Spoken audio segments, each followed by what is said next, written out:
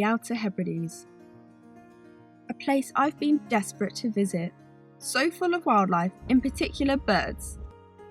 More specifically, the Hebrides are brimming with some awesome raptors, and I went on an adventure to find them. A bit of Googling before my trip revealed the Outer Hebrides Bird of Prey Trail. Visiting 11 locations, the trail runs right through the island chain, visiting hotspots for birds of prey. My journey started at Stornoway, so of course I had to hop onto a ferry, but after a few hours at sea, I was finally there. Straight off the ferry, I headed north to Ness. However, it wasn't long before a bird in the sky caught my attention and brought me to a stop. So on the drive to Ness, I've had my first bird of prey.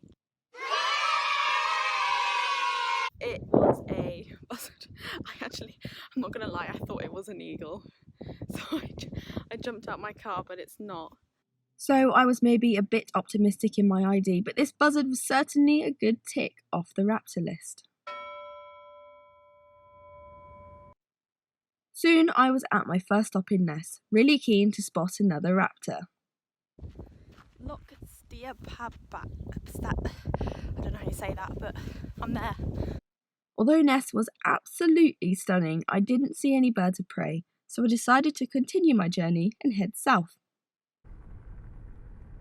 I travelled to Ravens Point, where I was really hoping to see eagles. I'm currently looking out at Loch Erisort. This is meant to be really good for eagles. I'm gonna head down here, I think, and then go over to the head of the loch and have a look there. Once again, I was in my car scanning the skies, and finally I saw an eagle. As you can see, my timing in getting the camera set up was completely ridiculous, and of course by the time I had turned the camera on, the eagle disappeared behind that hill. Certainly plenty of room for improvement in my technique. Definitely an eagle. I saw a golden eagle. I'm a bit out of breath because I've just run over the ridge. I saw it in the binoculars, but by the time I'd got out of the car and run that way, it just disappeared.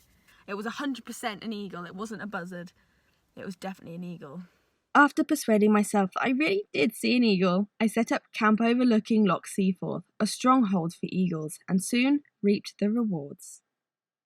I was just sitting here writing my diary for the day when a golden eagle flew from here all the way across over to there.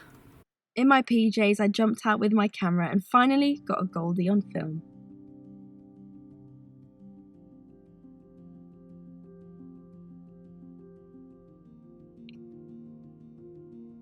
With eagles, their finger-like primary feathers are a really good ID point to look for, as well as wings held in a shallow V shape.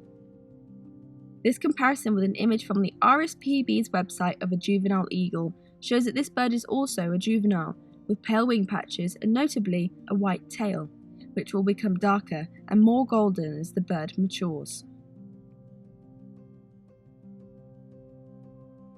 It was simply awesome to watch this bird as it manoeuvred in the wind, and it was also pretty nice to add golden eagles to my Hebrides raptor list.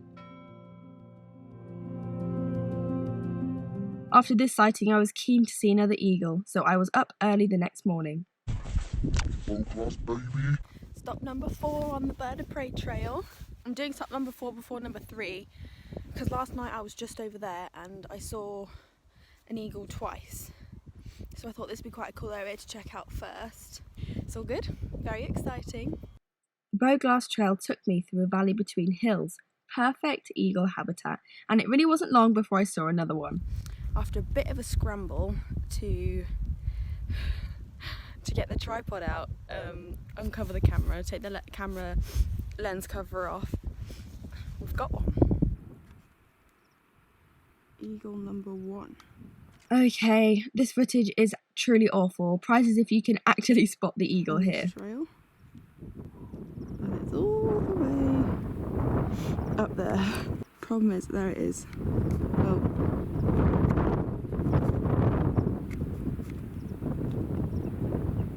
Problem is, it is... Don't know what I'm trying to do with this. But anyway, it's very far away. This footage also isn't the greatest, but I could not believe how close this eagle was. I was fully expecting this bird to sit like this for hours, as birds of prey often do, but fortunately for me, it flew again. Amazingly, I could see this bird's crop, a part of the digestive system where freshly consumed food sits before being pushed down into the stomach. And here you can also see the beautiful shape of the bird in the sky and that distinctive white tail with dark tips. Wanting to see yet more goldies, I travelled onwards to the North Harris Eagle Observatory. Although 2 kilometres isn't too far to walk, carrying a heavy tripod and camera did make it a little bit harder. I did make it there though and found a rather luxurious hide overlooking a golden eagle breeding territory, full of facts about these gorgeous raptors. I stayed here for a while, however I noticed a distinct lack of sightings recorded in the visitor book. Is empty. Soon, rain came blowing through the valley, making it impossible to see anything. I waited for a quick break in the rain, then I made a run for it. The rain did catch up with me though, so I was a bit soggy by the time I got back to the car. With the rain came the end of my golden eagle encounters. This species had really given me a show at Bowglass, but it was onwards to find another eagle species, the sea eagle. Join me in the next episode as I search for this gargantuan bird, the UK's largest bird of prey.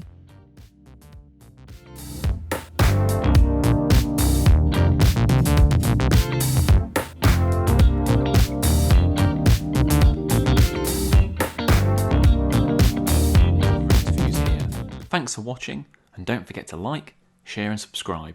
Until next time, cheers.